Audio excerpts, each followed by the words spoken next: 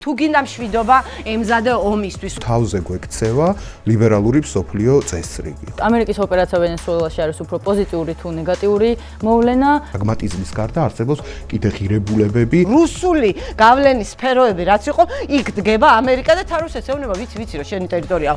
ვენესუელაში მკაცრად და მკაფიოდ დაიღვა საერთაშორისო სამართალი. ხო და ვინ უნდა დაიცვას ეს საერთაშორისო სამართალი, როცა ხალხი ვერ იცავს იქ ადგილზე.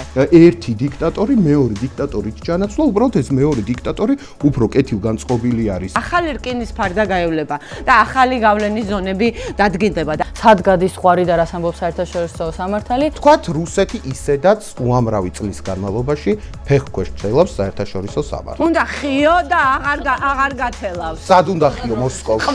ქართველმა ხალხმა ის უდაქნას, რომ მარტო ამერიკის იმედზე არ უნდა იყოს. დღეს არ არის ბიზინა გამოსაცვლელი. დღეს არ არის ბიზინა გამოსაცვლელია და მე რასაკეთებ? როგორ გამოსვლი მაგას თუ ხალხს იმას აგონებ, რომ ამერიკაც ეშმაკია. ეს არის ქართული ოცნების პოლიტიკა, ევროპის დაცინვა, რომ არაფერს არ წარმოადგენს, არაფერი არ შეუძლია, ჯარი არ ყავს. მიწვავზე აქ არის.